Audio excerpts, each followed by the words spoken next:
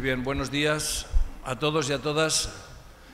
En el recorrido que hemos hecho esta mañana hasta poder llegar a este momento para comenzar, ya he descubierto que todos han descansado bien, que tienen una sonrisa más bonita que la de ayer y que están dispuestos a pasar el día de hoy entre dolores y sorpresas, pero sobre todo con el cariño con el que las personas que vienen a contarnos al tribunal y a todos ustedes sus experiencias nos lo hacen. Que sean muy bienvenidos. Esperamos que el día, que va a tener sorpresas, ya se los anticipo, sea suficientemente gratificante para todos, porque pueden estar seguros que de una u otra manera el proceso de restauración no va a parar. Señora letrado, tiene la palabra. Bien, muy buenos días al público en general, a los jurados y al doctor Mauricio Ulloa, junto con su acompañante que nos acompaña. Mi nombre es Karen Sánchez y me corresponde presentar la temática de ejecución extrajudicial o sumaria. Para ello me acompaña el doctor Mauricio Ulloa, a quien presento y quien participó en el tribunal en San Antonio de los Ranchos en el año 2015 presentando el caso de su padre Félix Antonio Ulloa. Para entrar a materia, veremos un poquito la definición de la temática de ejecución sumaria o extrajudicial. Hay elementos importantes a destacar en esta, digamos, temática, como es la privación arbitraria de la libertad. Por parte de agentes del Estado o de particulares bajo su orden o complicidad o aceptación de las autoridades o de los cuerpos estatales. Otro elemento a tomar en cuenta es sin un proceso judicial o legal que lo disponga.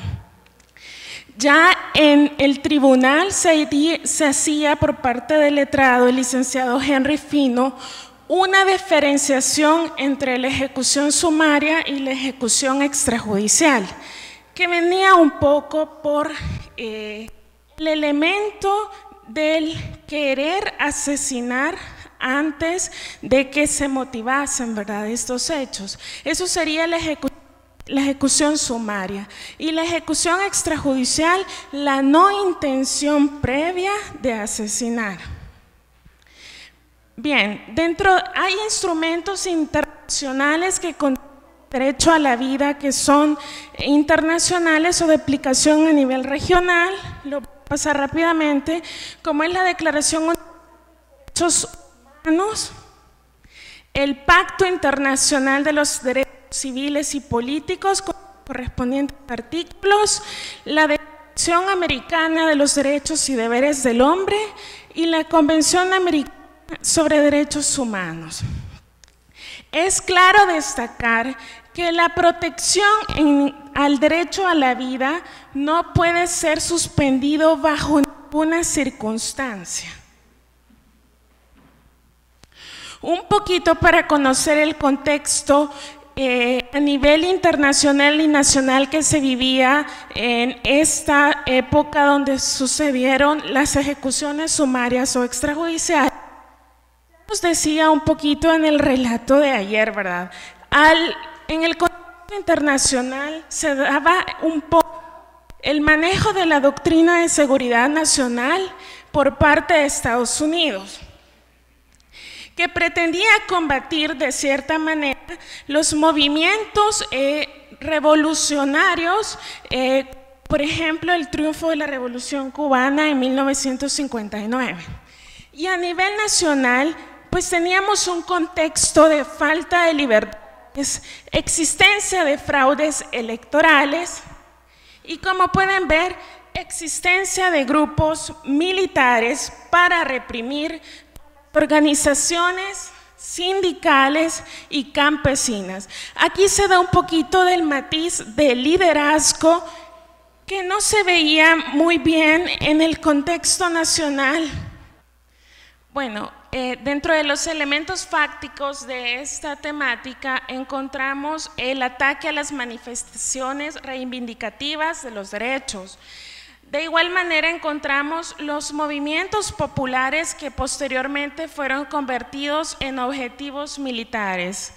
Los gobiernos militares al mando dentro del contexto nacional y la táctica empleada que fueron a través de emboscadas a los objetivos militares.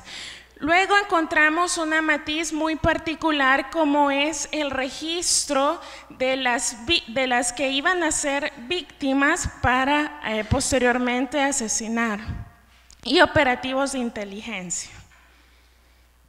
Dentro de los elementos jurídicos de la ejecución sumaria, un poquito el bien jurídico protegido.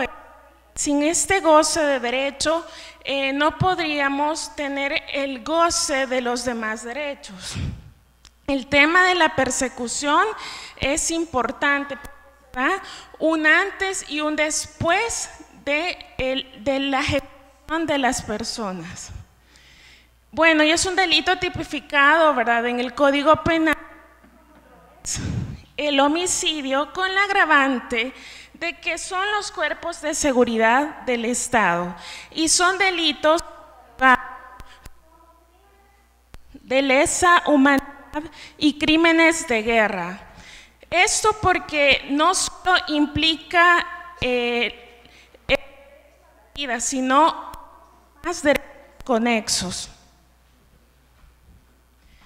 Bien, bueno, un poco vamos a escuchar al doctor Ulloa con un par de interrogantes, pues, que le haré. Doctor Ulloa, bienvenido. ¿Qué lo motivó a participar en el tribunal de 2015? Bien, buenos días a todos. Gracias por invitarme nuevamente a este foro tan lleno de humanidad para las víctimas del conflicto y también quizá fuera del conflicto, ¿verdad? Que siempre hay que reivindicarlas mientras no se les haya hecho justicia y reparación. Gracias a todos los que nos acompañan también y han hecho el sacrificio de estar aquí este día para poder escuchar un poco acerca de nuestros testimonios. Repítame la pregunta. Bien, ¿qué lo motivó a usted a participar en el Tribunal 2015? Bien, primero yo había oído de los tribunales anteriores y a veces me hacía la pregunta sin decir mayor cosa, ¿y por qué el caso de mi papá no lo meten al tribunal? ¿Verdad? Que valga la redundancia, fue una cosa similar que se dio cuando el FMLN cumplió 25 años y mencionaron a un montón de gente, le dieron reconocimientos a muchísima gente que no había hecho nada por este pueblo, o muy poquito, y a los mártires ni siquiera se les mencionó. Bueno, a él un mes después nos llevaron un diplomita. Ay, mira, se nos olvidó que tu papá, híjole. O sea, uno dice, ¿qué pasa con esa memoria histórica? ¿O será que les valía chonga siempre? ¿O simplemente éramos utilitaristas y si el que se moría, qué bueno, ¿verdad? Y no pasa nada. Pues lo mismo pasaba por mi cabeza con lo del tribunal, para ser honestos. Hasta el fin que me hicieron la invitación y dije, qué bueno porque no se han olvidado de todos los mártires de este país, de toda la gente que ofrendó su vida, y me parecía que era un espacio de reivindicación, era un espacio de recobrar la humanidad, era un espacio de poder hacer justicia, de poder incidir en la reparación y de hacer visible esos casos, porque el gran problema que tenemos es que somos invisibles. Las víctimas en El Salvador son invisibles, y me imagino que por cada uno de los muertos, digamos que solo fueron 80,000, hay 5, estamos hablando de 500,000 de personas invisibilizadas en este país que estamos reclamando justicia y reparación todavía, ¿verdad? Y a pesar de los grandes esfuerzos, todavía seguimos de necios aquí en este camino hasta que lo logremos o nos muramos, pero aquí vamos a estar. Y entonces pues yo me sentí muy motivado para participar, para tener una palestra que tiene audiencia, que tiene incidencia en los medios dentro de la sociedad, para poder revivir el caso y poderlo introducir a la justicia. Bien, ¿cómo se sintió el doctor Mauricio Ulloa después de los hechos? Bueno, por supuesto que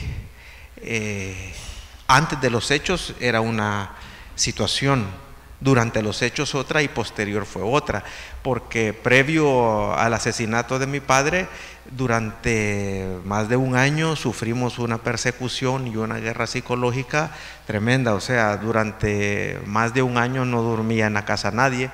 A mí, mi madre era la que me daba mucho más lástima, porque una señora que no estaba acostumbrada a andar durmiendo en casa ajena, prestando casas, en fin, eso a ella yo miraba que no era de su agrado, y nos angustiamos cuando ella se quedaba en la casa, porque a veces se quedaba sola, y entonces era tremendo. Y todos los días casi habían llamadas o del Escuadrón de la Muerte, o de la Unión Guerrera Blanca, o del Ejército Secreto Anticomunista, en fin, de todos los escuadrones que actuaban al margen de la ley, llamaban por teléfono diciendo: este día se muere fulano, o este día se muere sutano. Y entonces hasta decían la forma en que íbamos a ser asesinados, y sobre todo metían siempre una nota, ¿verdad?, donde aparecía la lista de los que se iban a ser ejecutados en orden. Me recuerdo que siempre el primero era Monseñor Romero, en todos, y mi papá aparecía como cuarto, quinto, nosotros ahí como por la posición 15, 25, más o menos. Y entonces eso era realmente una guerra psicológica que no es tan fácil de llevar, porque violenta la vida. O sea, cuando uno iba y salía de la casa y yo iba para la universidad, pues uno iba viendo quién nos seguía, qué carro se le paraba, y le sacaban sustos hasta los taxistas, porque uno decía: este es el que me va a matar, ¿verdad? Entonces, violenta la vida de todo el mundo, porque hay una desintegración familiar, ¿verdad? Hay problemas hasta alimenticios, porque ni come uno, ni duerme, ¿verdad? Yo me recuerdo que habían ocasiones en que a quien le pedíamos, nos agarraba la tarde y no teníamos dónde ir a dormir. Y también enfrente de la casa, por ejemplo, quemaron un carro que era de la universidad, le dieron fuego. Como nos queda cerca el cuartel San Carlos, casi siempre llegaba una tanqueta, la ponían enfrente de la casa y disparaban para la universidad con a .50, 2, 3 veces, pero era una guerra psicológica terrible, ¿verdad? Luego, pues, cuando se dan los hechos, claro, eran una situación que esperábamos que sucediera. Inclusive mi padre decía: miren, yo creo que no me voy a escapar de esta, porque realmente no tenemos toda la infraestructura de defensa para poder hacer esto. Y siempre se negó a andar guardaespaldas, decía: no, es que vamos a ser 2 los muertos. Esta cosa no es tan fácil evitarla, ¿verdad? Aquí lo que lo puede evitar es la solidaridad, el papel de la universidad, el papel que yo juegue, etcétera. Y entonces suceden los hechos y se dan de una manera planificada.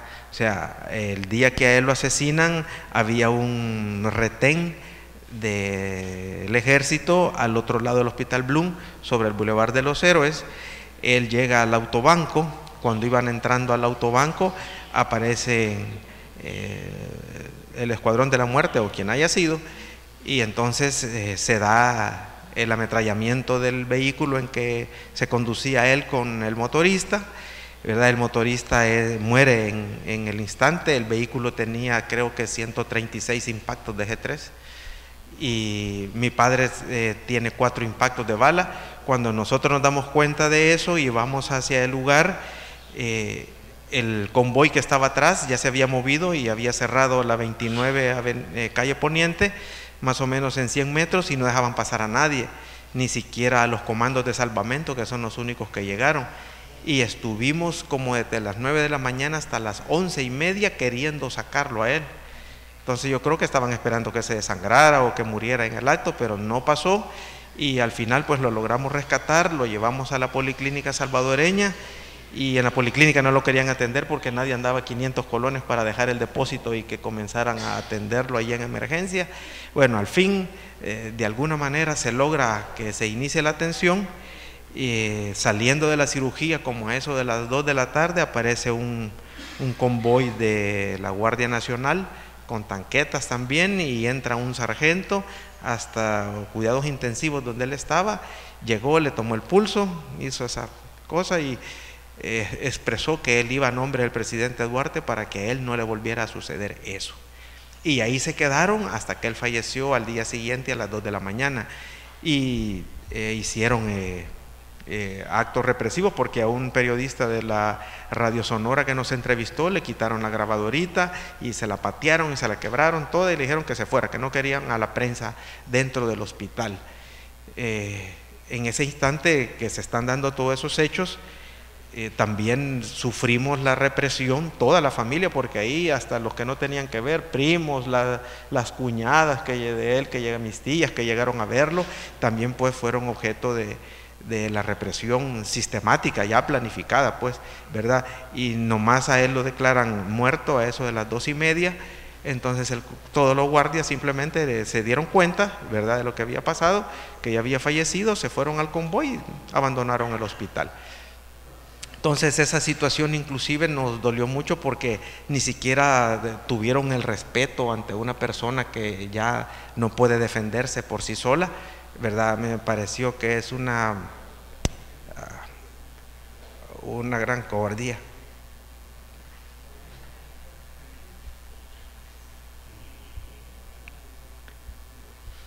Bien, y luego lo velamos. Y en la noche de la velación llamaron por teléfono diciendo 2 nombres, que esos habían sido parte de los autores intelectuales, una persona que no se quiso identificar. Y bien, al día siguiente pues se lleva a cabo la misa en catedral, participa Monseñor Gregorio Rosa Chávez, da la misa, ¿verdad? Inclusive durante la misa aparecen unas tanquetas en el centro, quitando las pancartas que habían puesto las organizaciones populares. Se da ahí unas medias escaramuzas, pero al final pues logramos salir hacia Jardines del Recuerdo y se lleva a cabo su sepelio, ¿verdad? Esa noche fue una noche muy tensa, no dejaron de caer llamadas y en fin, pues continuó la guerra psicológica, que ya no era específicamente contra él, sino que contra nosotros.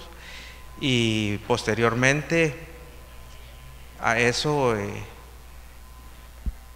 a mayor violencia se responde con más violencia, ¿no? Entonces prácticamente nosotros fuimos obligados a tomar una decisión: o se queda en la casa y le pasa lo mismo que su papá, o va y vea cómo se defiende, y que si va a morir pues que sea peleando, ¿verdad? Que no le pase lo mismo.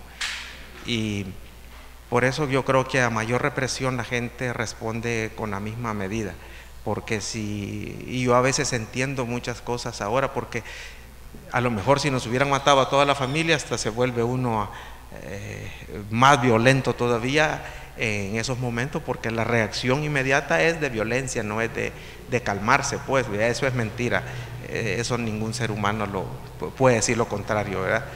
Y eso nos obligó y nos incorporamos pues a los frentes de guerra.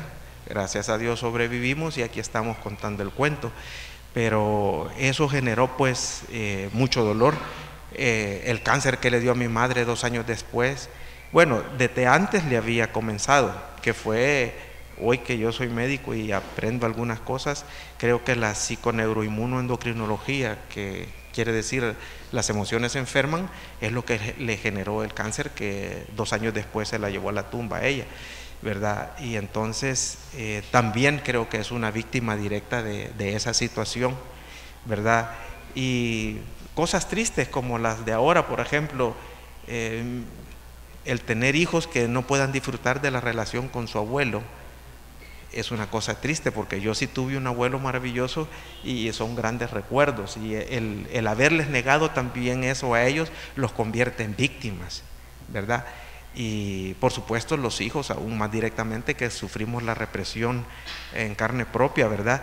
Y algunos familiares cercanos que también fueron asesinados. Claro, ellos tenían participación política, pero el ser parientes directos les daba un estigma, un plus, ¿verdad? Que los metía directamente a la lista, aunque no estuvieran encabezándolas. Muy bien. ¿Qué o quiénes le ayudan a seguir en este proceso de lucha? Bueno, a partir de la desintegración familiar, mis hermanos salen del país, yo me quedo prácticamente solo en El Salvador, ¿verdad? Y todos estaban fuera, y hasta hoy pues solo Félix y yo vivimos en El Salvador, 2 hermanos están fuera, continúan fuera, y durante 14 años me tocó a mí solo enfrentar pues toda la situación, inclusive me parece que, y lo voy a decir porque yo creo que se trataba de decir lo que no nos ha parecido de todo este proceso. Por ejemplo, yo le agradezco a la UCA que en 2 ocasiones, el padre Tojeira fue en una ocasión y el padre Olivo en otra, celebramos aquí en esta capilla el aniversario de él, porque en la Universidad Nacional, que era su cuna y por la que él dio la vida, totalmente desinteresados.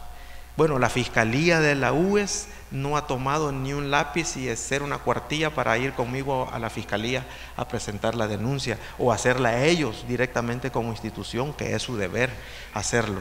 Entonces, a tantos años y todavía la UES tiene esa deuda con el pueblo más que con la familia y conmigo, pues, y no es porque no lo saben.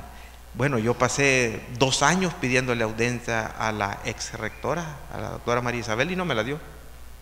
Y cualquiera diría, no hombre, si ahí salía en televisión, bien, sí, salía en televisión en la foto para el comité de aplausos, pero nunca se involucró en cosas de ese tipo, ¿verdad? Que me parece totalmente reprochables, pues, ¿verdad? Pensando uno que, igual como pensamos todos, cuando ganó el frente dijimos, bueno, a lo mejor ahora la cosa cambia, ¿verdad? Y en lo absoluto, ¿verdad? Al contrario, uno busca los que estuvimos juntos en el frente y se hacen los que no lo conocen. Y entonces, ¿qué pasó? ¿Qué les cambió la cabeza, además de la plata y la corrupción y todo lo que ya sabemos?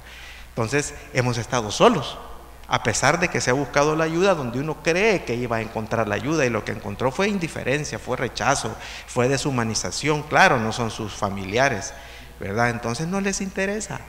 Y estamos aquí los que tenemos el dolor encima todavía y que no nos han hecho la reparación, ¿verdad? Bien, a raíz de esto que usted menciona, ¿qué recomendaciones podría hacer a las organizaciones sociales, a las instituciones del Estado? Bueno, yo creo que con el Estado, ojalá y la Fiscalía tomara estos casos en serio, porque el caso de mi papá lo abrieron de oficio porque era un asesinato, pero nunca caminó más que entregar el informe de la policía y del de medicina legal y se acabó. Y luego fuimos con Silvia Cuellar del IDUCA de nuevo a reabrir el caso a la Fiscalía y no sé, yo creo que en ese caso sí yo haría una recomendación al IDUCA que no nos abandonen, porque yo no tengo ni un papelito que me diga, mira, hemos hecho este proceso contigo y el caso está de esta manera. Ya supe que lo pasaron a la CIDH, pero no tengo nada con qué comprobar y decir, sí, esto es cierto, ¿verdad?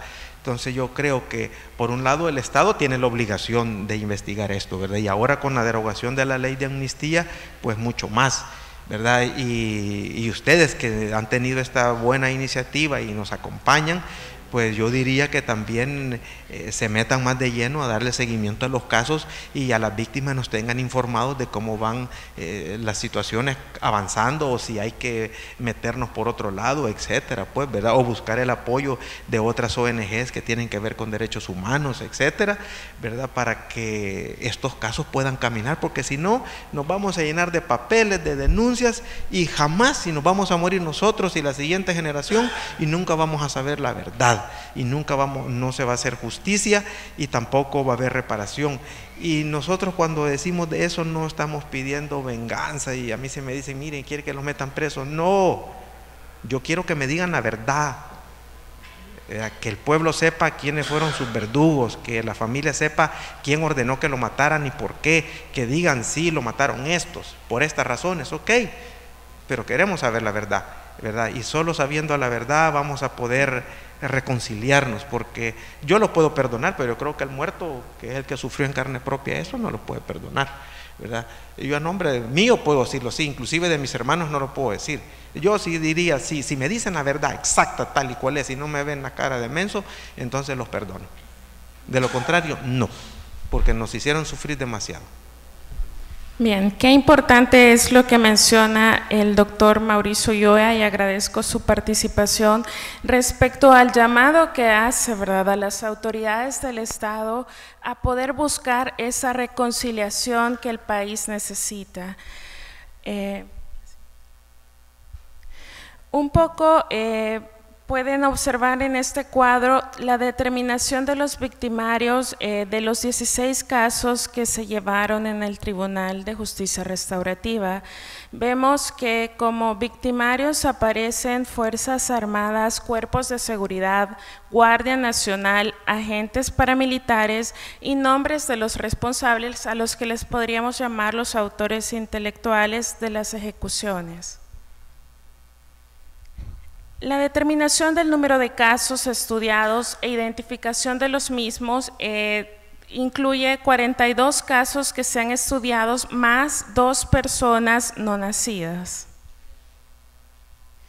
El género de las víctimas de los casos estudiados tenemos un 63% masculino y un 37% femenino de las víctimas de la ejecución sumaria. Dentro de las edades de las víctimas que sufrieron este delito en particular, encontramos el rango de edad de 0 a 12 años, el 10%, sin datos un 2%, de 13 a 18 años un 5%, y de 18 a 60 años, los cuales se les pueden considerar mayores de edad según la ley nacional, un 83%. El lugar de la ejecución de los casos que vio este tribunal, tenemos a San Salvador con un 31%, al igual que Cabañas, luego a Chalatenango con un 25%, Metapán con 7% y en Honduras en un refugio en Mesa Grande que se dio un asesinato que constituiría el 6% de la gráfica. Muchas gracias por su atenta escucha, ¿verdad?, y el interés en este tema.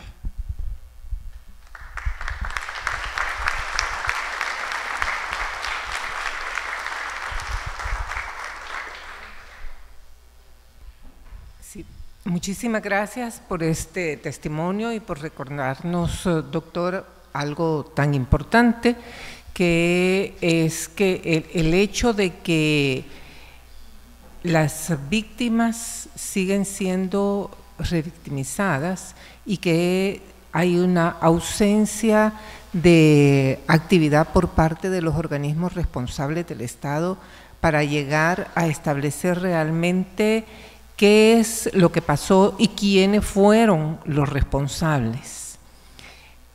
El doctor nos ha dicho de que hubo un momento con el cambio de gobierno, con el FMLN, que se pensó, ahora sí, tal vez, y hemos comprobado que realmente la conducta de las instituciones del Estado, ahora lideradas por otras personas que se esperaba que tuvieran otras consideraciones alrededor de lo que fueron todos estos crímenes de guerra, fuera distinta y que llegar finalmente al establecimiento de la verdad. Es cierto, en algún momento se pidió perdón por algún funcionario de gobierno, pero eso no ha sido suficiente, porque no se pidió el perdón, pero no se hizo nada para establecer la verdad, que es la cuestión importante que las víctimas lo han venido diciendo de distintas maneras en este tribunal. De manera de que creo que lo expresado este día termina poniendo un punto importante sobre lo que debe ser este tipo de justicia. Una justicia que no es ciega, una justicia que se quita la venda como es representada la justicia normalmente, se quita la venda y mira qué es efectivamente lo que ha sucedido, para poder arribar a lo que se quiere, la verdad. Otro aspecto importante, que, perdón que me tome tanto tiempo, presidente, es que las víctimas lo que quieren es la verdad. Cuando se habla de reparación, muchas veces el contraargumento es que las víctimas están buscando algo monetario. Y lo que en el fondo las víctimas lo que estamos pidiendo es este aspecto de la justicia, también que queda un poco olvidado, que es este restablecimiento de la verdad para que la dignidad de las personas quede nuevamente en el nivel en que debe estar y en el nivel que siempre debería haber estado. No únicamente el pedir de que ya pasó tanto tiempo y que ya no se puede hacer nada, que es una manera de decir, miren, olvídenlo. Porque muchas veces no es necesario utilizar el concepto que utilizó, por ejemplo, durante muchos años el gobierno de El Salvador, diciendo perdón y olvido, olvídense ya, esto ya no pueden hacer nada. No, es que cuando se dicen también este otro tipo de frases, ha pasado tanto tiempo y mejor déjelo así, es otra manera de decir olvídenlo.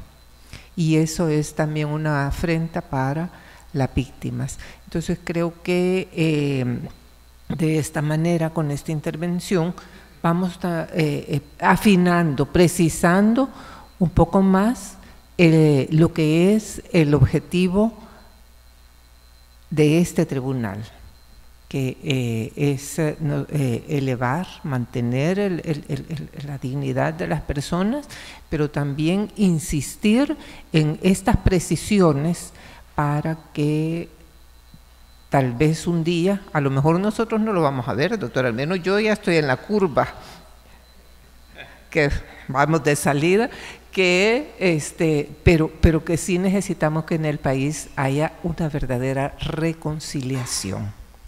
Y la reconciliación es algo todavía más complejo de lo que es convivir juntos, saludarnos a veces amistosamente con aquel que fue el contrario, va más allá de eso, que es también otro concepto que es importante tenerlo presente. La reconciliación, la verdadera reconciliación de este país pasa por toda esta ruta de la verdad. Si no, difícilmente vamos a poder arribar a la paz que todos añoramos. Gracias. Muy bien. Muchas gracias. Bueno, Óscar, Mauricio, vamos a ver, yo te recuerdo tanto antes hemos estado viendo tu intervención en San Antonio de los Ranchos, ¿te acuerdas? Y te tengo dos preguntas, pero antes la intervención de Aronet me ha sugerido otra. Y además, como médico, me interesa especialmente tu valoración. Ella ayer hacía una intervención para mí preciosa sobre el dolor y el perdón, ¿no? La capacidad de perdonar. Y algo que tú has manifestado aquí, has dicho, las emociones enferman, ¿no? Es decir, la relación que existe entre el dolor psíquico, entre el dolor emocional y la patología, la enfermedad, ¿no? Y cómo muchas veces, ella lo decía muy bien, los médicos no encuentran respuesta para determinadas manifestaciones patológicas que sin duda tienen una raíz clara en ese dolor, en ese sufrimiento, ¿no? Y evidentemente ese dolor aumenta en la medida en que la incertidumbre es mayor. O sea, ella decía que hablamos del perdón, los que no hemos tenido esa experiencia, a lo mejor con excesiva ligereza, porque perdonar es muy difícil. Y máxime cuando además el dolor sigue ahí. Es decir, y ella decía, creemos que hemos llegado a poder perdonar, pero siempre ocurre algún detonante que te hace temblar, ¿no? Es decir, Como médico y como víctima, a mí me gustaría que expresaras la relación, esa relación, cómo la has vivido, ese sentimiento de dolor permanente, y a la vez, en qué medida tú crees que no solo revictimiza a la víctima psicológicamente, sino que la revictimiza incluso patológicamente a nivel físico. Es decir, que el dolor no es solamente una expresión o una manifestación psíquica, sino que es un dolor físico, que duele en el hígado, hasta en el corazón, ¿no? Es un poco la pregunta que me gustaría que respondieras primero. Bueno, hay un doctor maravilloso que falleció el año pasado, que es el doctor Hammer, que fue quien más sentó las bases científicas para explicar cómo las emociones nos pueden generar muchísimas patologías. Hace 70 siglos ya los chinos mencionaban que cada meridiano de acupuntura le corresponde una emoción. Al hígado le corresponde la cólera, al corazón la alegría, al vaso páncreas la meditación, al pulmón la tristeza, al riñón el miedo. Entonces, dependiendo qué emoción es la que priva en mí, ese es el órgano que va a salir, ¿verdad? Pero también Hammer explicaba de que un conflicto vivido en soledad y no resuelto es el que genera inicialmente un cáncer. Entonces, ¿qué nos pasó? Sabiendo hoy eso, que lo explica la psiconeuroinmunoendocrinología, eso de que las emociones se enferman. Imagínense, usted no podía en esos días hablar con nadie y decirle, mira, me mataron a mi papá porque decían que era guerrillero. Entonces usted estaba forzado a vivir su conflicto en soledad, indiscutiblemente. O sea que estaba condenado a enfermarse, lo que le pasó a mi madre. Hoy lo entiendo. O sea, ella a sus amigas no les podía decir, fíjate que me mataron al marido porque decían que era guerrillero. Eso era un estigma decirlo, y estaba uno condenándose a muerte también. Y así el resto de la familia, porque afectaba a toda la familia, ¿verdad? Entonces, yo por ejemplo en lo personal tuve ciertos válvulas de escape, por decirlo así, ¿verdad? Yo me recuerdo uno de los primeros combates que tuvimos en Guazapa. Híjole, mano, ahí se me quitaron algunos rencorcitos a mí, ¿verdad? Tirando balas, aunque sea la loca, pero hace algo usted para evacuar esa presión que tiene en la cabezota y que no le sale ni del corazón ni de la cabeza, ¿verdad? Los que no la tuvieron buscaron algún mecanismo, el organismo, las personas buscan algún mecanismo de escape. Unos se hicieron evangélicos, otros, otros murieron pues porque no pudieron superar su dolor, su pena, no había forma de evacuarlo de alguna manera. Pero sí puedo decir yo que muchísimas personas de ese 500,000 que dije que habíamos de víctimas invisibles han muerto o tienen una enfermedad que la medicina moderna no entiende, ¿verdad? Porque si a usted no le ven la bacteria o el virus o el tumor caminando por ahí, no tiene nada. Entonces le dan aspirinas y que se va para su casa, cuando esa es una medicina neoliberal, digo yo, ¿verdad? Porque no busca al ser humano enfermo, no busca la causa que le generó eso a la persona, y ningún doctor en la consulta le pregunta, qué es lo primero que yo hago a mi paciente, le digo, ¿y usted es feliz? Hasta hoy en 30 años nadie ha dicho sí, ¿verdad? Y buscamos qué es lo que no lo hace feliz para buscarle un punto de equilibrio y que no pueda presentar una patología posterior. Entonces, pienso que todos los que no hemos tenido la reparación ni sabemos la verdad, de alguna medida tenemos una patología que tratar todavía, ¿verdad? Y que en algún momento puede expresarse. Y a lo mejor nadie va a decir, el cáncer de este es porque nunca le dieron la verdad. Eso hasta parecería una tontería científica, pero es lo correcto. Eso es lo que sucede, ¿verdad? Yo lo he visto en la clínica, porque yo atiendo todavía muchos amigos de los frentes, llegan y cantidades enormes de gente frustrada, inclusive presenta diabetes, presenta cánceres, presenta una serie de patologías que no tienen explicación. Gente joven, gente que hace ejercicio, gente que tiene buena dieta y aún así tiene la patología. ¿Y tú crees que en los victimarios se puede producir algo parecido?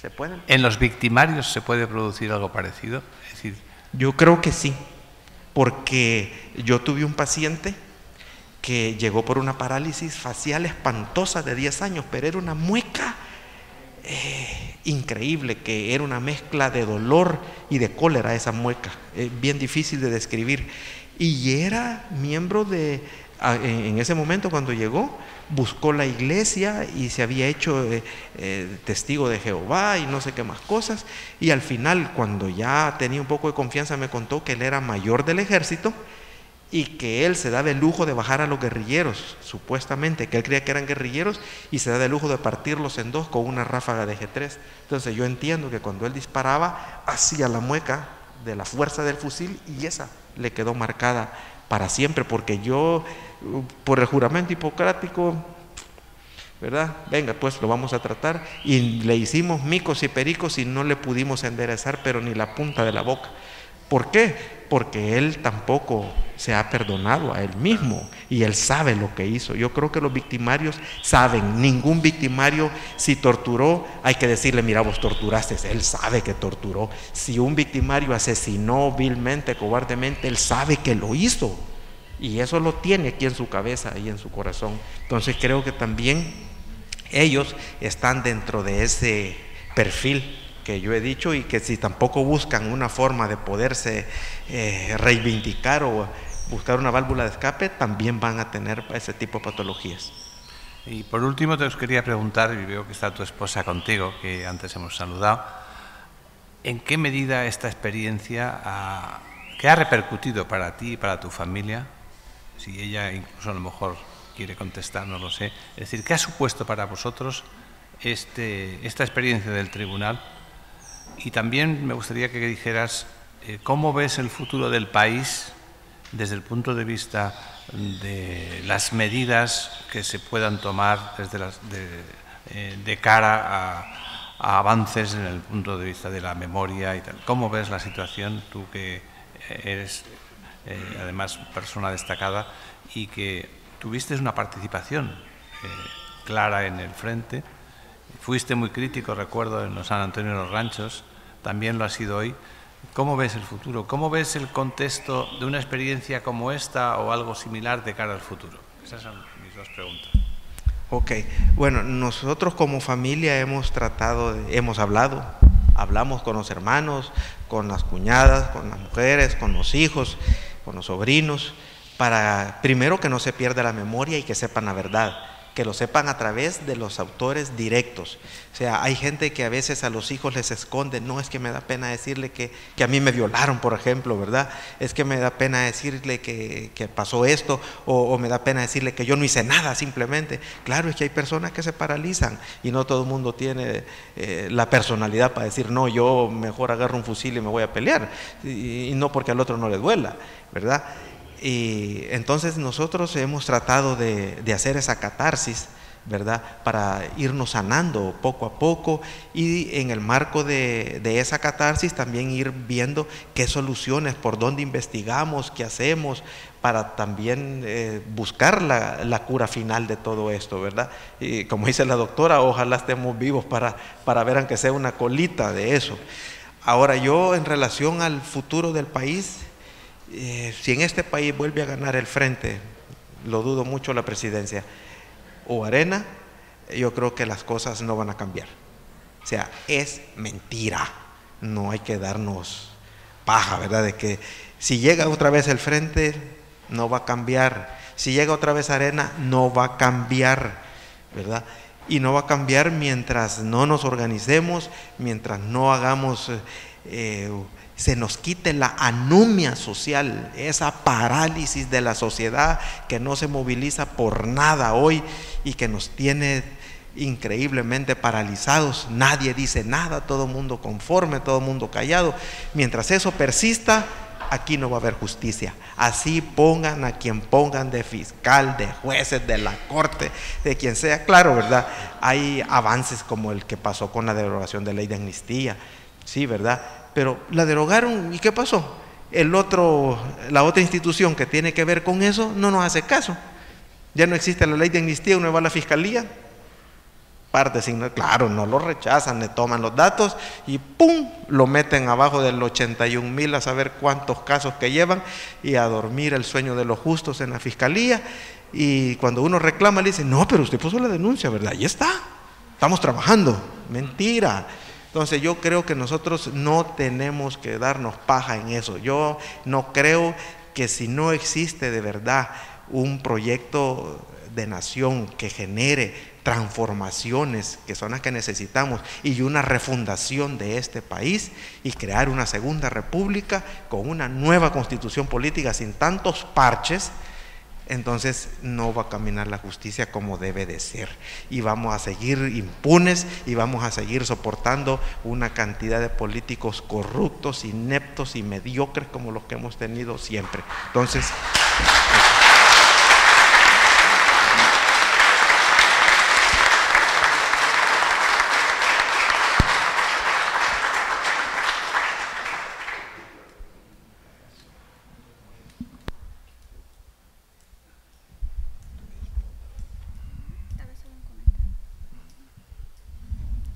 tengan muy buenos días. Doctor, es un gusto verle aquí y sé y conozco de su interés por conocer la verdad. Usted ha dicho muy bien que la derogación de la ley de amnistía fue una victoria, que durante los tribunales anteriores, en cada una de las sentencias, las víctimas solicitaban dicha derogación. Pues ahora, a 2 años casi, ¿verdad? No hemos visto mayores avances, pero creo que sirva de motivación sus palabras para que las víctimas vuelvan a organizarse. Estamos perdiendo también muchas víctimas porque, pues, por la edad, por las circunstancias que usted ya mencionó, están enfermas o están desilusionadas. Yo creo que actos como este, como el tribunal, deben servir para motivar nuevamente a organizar. Hay un refrán, divide y vencerás, ¿verdad? Y yo creo que las víctimas están desanimadas. El objetivo ha sido siempre dividirlas, que no busquen la verdad, que no busquen la justicia y que no busquen mucho menos la reparación. Por lo que creo que este debe ser un nuevo comienzo para buscar el cumplimiento de la sentencia que declaró inconstitucional la ley de amnistía. Creo que tenemos un elemento muy importante que tal vez no se le ha dado el valor que tiene y que muchos lucharon porque esta ley de amnistía fuera derogada. Pues creo que debe ser el comienzo para reorganizarnos y buscar y presionar para que sea cumplida dicha sentencia. Gracias.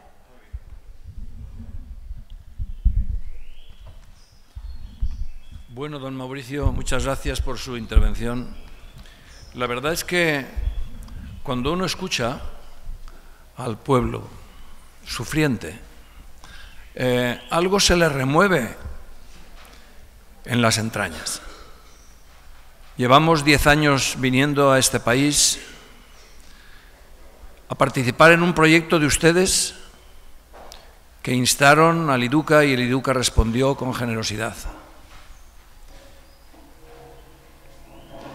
Y siente uno que después de 10 años algo hemos avanzado, pero siente también que la impotencia de los que no podemos hacer más y la indecencia de los que no quieren hacer más están poniendo demasiadas barreras a un proceso que para ustedes es tan evidente y nos han transmitido con tanta claridad que nos parece hasta mentira que no seamos capaces de transmitírselo a aquellos que tienen alguna responsabilidad en el gobierno de este país, se llamen Cámara Legislativa, Presidencia de la República, Sistema Judicial o cualquiera otro que detente cualquier parte del poder en este Estado.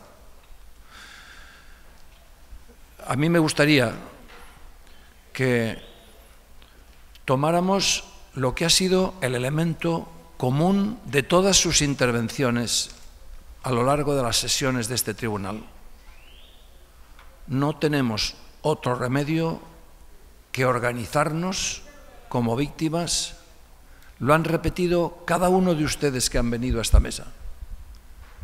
Porque no tenemos otro modo de hacer frente a la impunidad que rearmarnos pacíficamente, pero rearmarnos contra la incompetencia, la impunidad, la indecencia y el delito.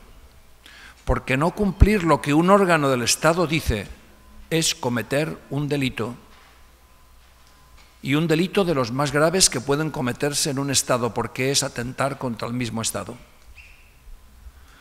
Así es que yo tengo que agradecerles, antes de cerrar las sesiones de hoy, tengo que agradecerles las aportaciones que ustedes nos han hecho, las sorpresas que alguno nos ha dado que no esperábamos y que también han ayudado a comprender esta nueva realidad que se deriva de una derogación hasta ahora puramente formal de la ley de amnistía. Como decía Mauricio, no podemos permitir que nuestras denuncias y nuestras legítimas reivindicaciones se escondan debajo de la mesa y duerman el sueño de los injustos. Así es que gracias, Mauricio, gracias a todos ustedes. La sesión, el acto del tema previsto para hoy, pues lo vamos a terminar, y naturalmente que les pido a ustedes, aunque ya se lo han anticipado, un fuerte aplauso para el doctor Ulloa.